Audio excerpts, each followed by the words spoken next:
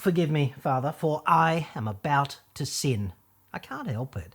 My nuts have been crying out for attention in the comments. I know what I'm about to do is wrong, but it's like being told not to look through the fence at Narelle's sunbathing, isn't it? The EV nut comments have just been far too powerful lately in the domain of temptation. So, best lay out my roastin' suit. We're going in.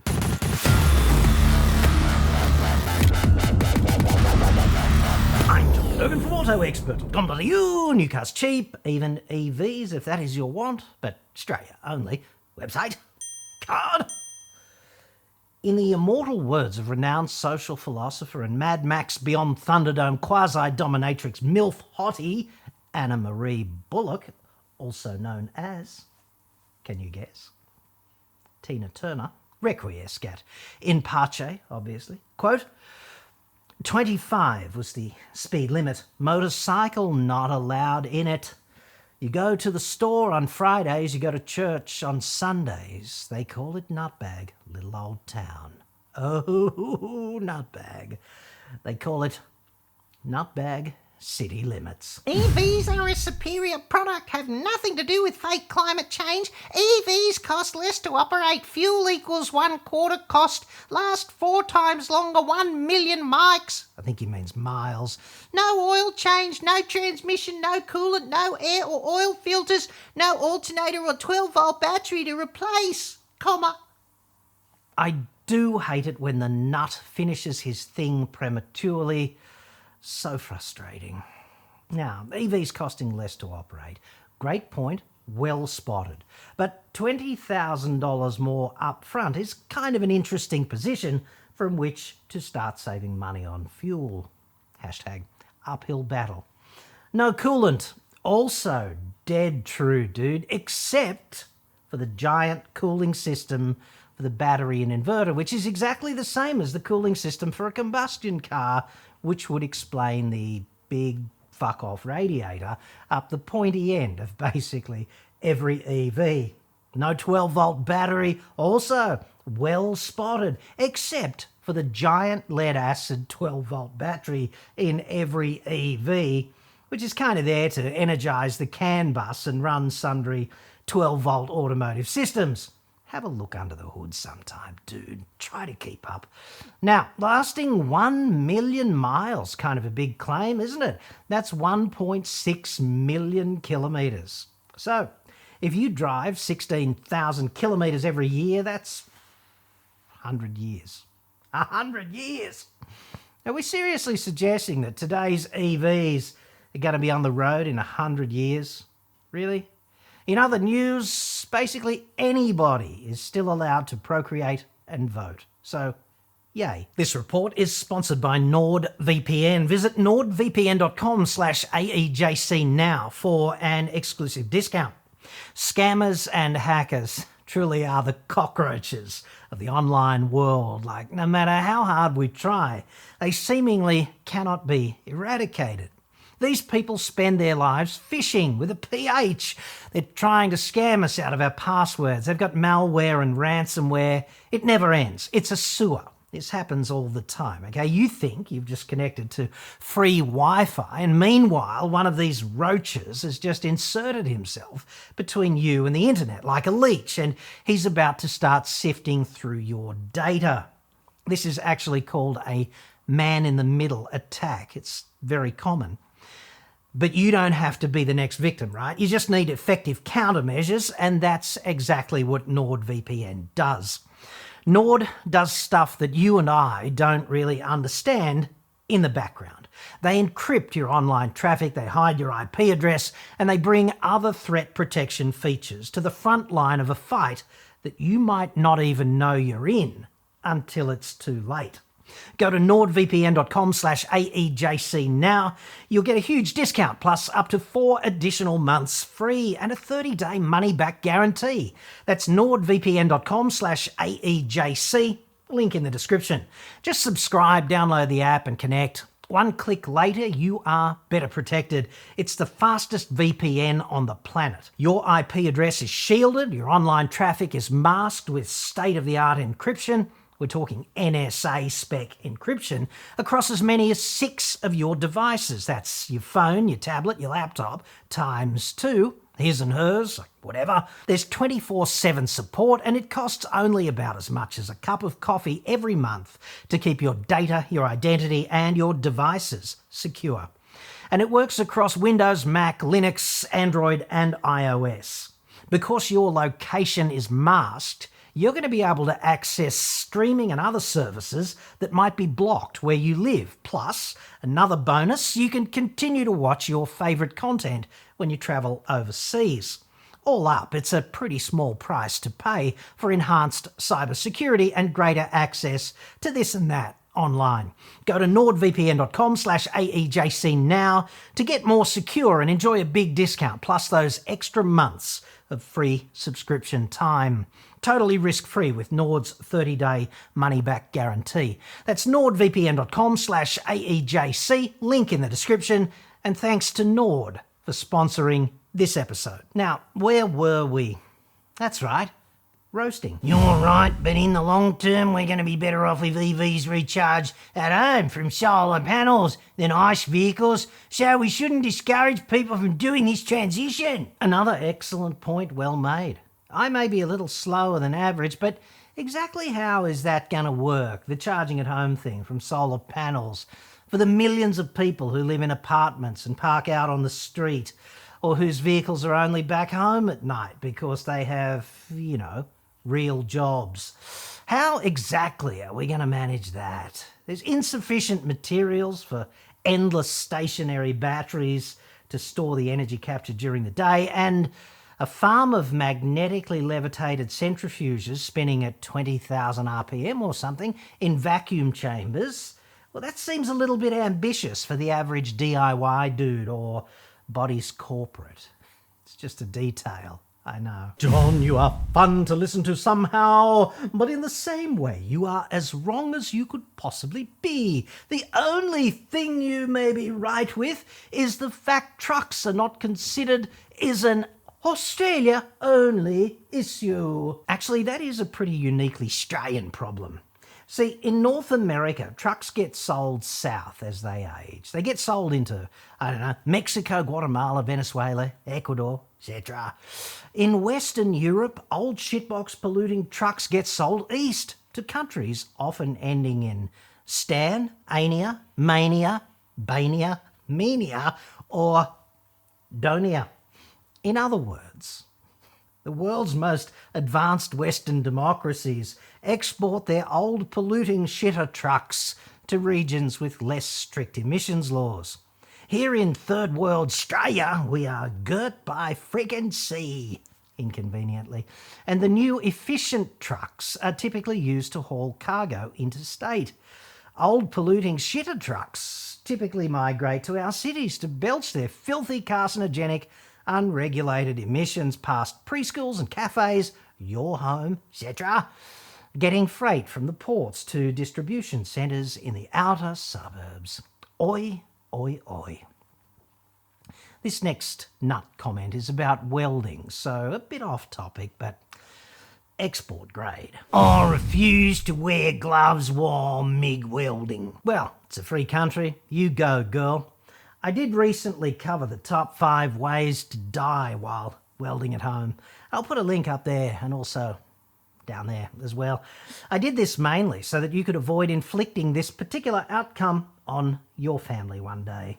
Gloves, of course, stop you getting burnt, they insulate you from the risk of electrocution, and they block the intense full-spectrum UV radiation that welding creates, which just loves to get into your skin and play havoc with your DNA.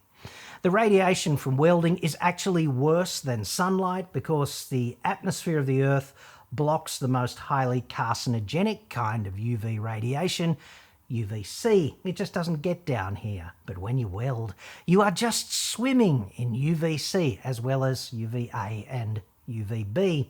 And of all the kinds of welding, GMAW, gas metal arc welding, colloquially called MIG, it creates the most UV radiation, and UV is a Category 1 carcinogen. It's called a fact. At home, of course, safety is your own personal prerogative. In industry, it's generally not optional because, you've got OH&S and all of those kinds of boxes to tick. Now, at home, personally, I don't give a rat's ass if you choose to weld nude and hold the stinger with your junk, as they say in America.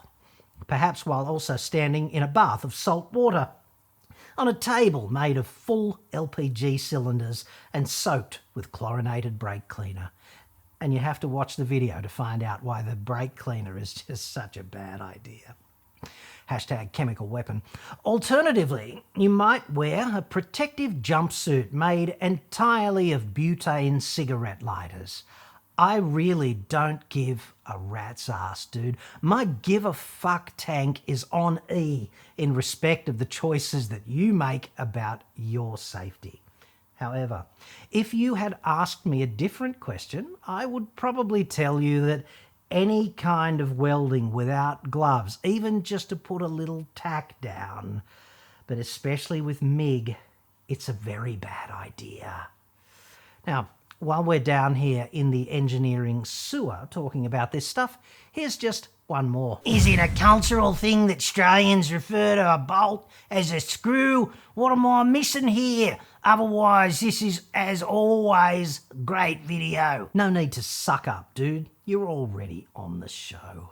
And I'll have you know that using the word cultural in relation to anything Australian is an affront to civilised countries everywhere. And I'm outraged that you can't see that.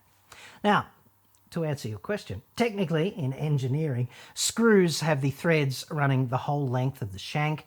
Bolts are only partly threaded. Of course, if you're a carpenter, a screw is a kind of tapered, low-rent, all-in-one drill, tap and threaded fastener for the kind of third-rate materials that anyone can work with. At Auto Expert John Cadogan, there is one thing that John is missing here. ICE vehicles produce toxic gas out the exhaust, EVs don't. ICE vehicles only use 30% of the fuel used for propulsion. EVs have a much higher efficiency in the 70 to 90% efficient. As for the toxic gases, the most toxic gas in modern car exhaust is CO2. It's exactly the same with a coal or gas-fired power station. I wouldn't want to be in an enclosed space with a running ICE car. That would be a mistake. But the NOx, the carbon monoxide, the sulfur dioxide, the unburnt hydrocarbons, and the particles from diesels are, however, fairly effectively mitigated in modern cars with such strict emissions regulations and fuel quality standards. Now, as to these bullshit efficiency claims, you generally have to burn something to make the electricity, and here in Australia, that something is generally coal.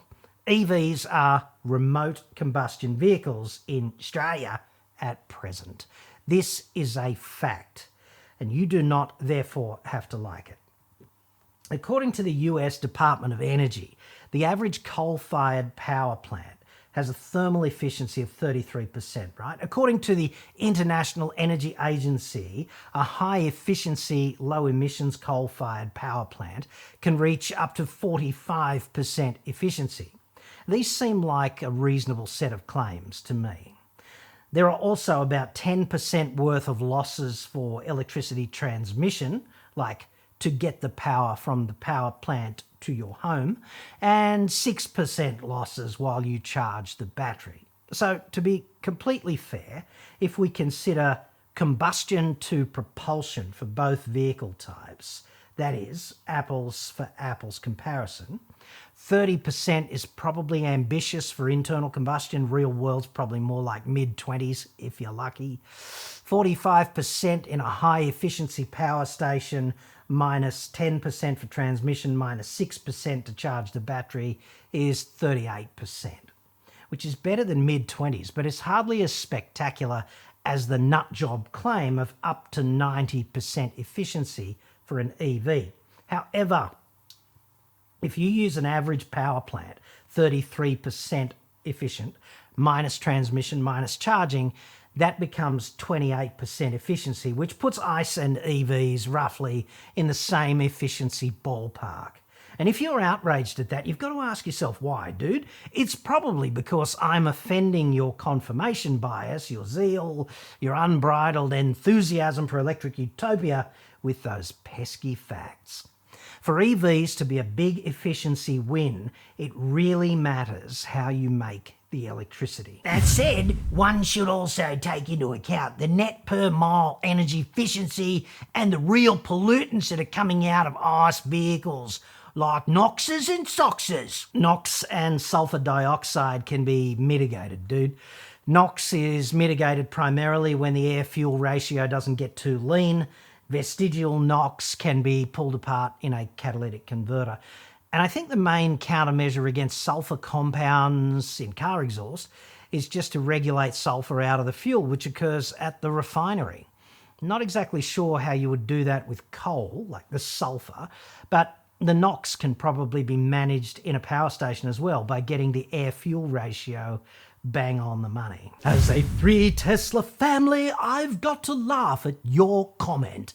While the naysayers and skeptics make patently dishonest arguments against EVs and keep paying for expensive gas, my family has been reaping the cost savings of driving electric for almost 5 years now. In other words, people are hurting from high fuel prices because of their own lack of critical thinking. Yeah, those gas prices really are a barbed wire enema, whereas, paying $20,000 extra times 3 EVs must be so completely painless. Way to go, critical thinker. John, just one correction. No cows are killed exclusively for the leather these days. They are killed for their meat. Leather is now just a recycled waste product of the meat industry. Cow, $2 to $3 grand. Skin, $20 to $120. Totally agreed, dude. Not using leather is therefore an offensive travesty that completely disrespects the life of the animal, which was forfeited principally to provide food for humans. And of course, they put it in a neat little tray with a little sanitary pad thingo underneath in the supermarket so that ordinary consumers don't have to think about any of that unpleasantness. My point was that Polestar makes outrageous claims on its website about the sustainability of the morbidly obese Polestar 3, which is, by any estimation, one of the most highly consumptive vehicles a person may buy in respect of its drain on the planet's resources. The bullshit smokescreens they offer include claims about natural fibres in the composites, recycled fishing nets in the textiles, the tracking of the battery's toxic minerals, and strict animal welfare standards being met for the dead animals that become the Napa Leather. And in yesterday's report, I erroneously said that those dead animals were cows. Napa Leather is, of course, the tan skin of only baby cows, baby sheep, or baby goats. So, sorry about that.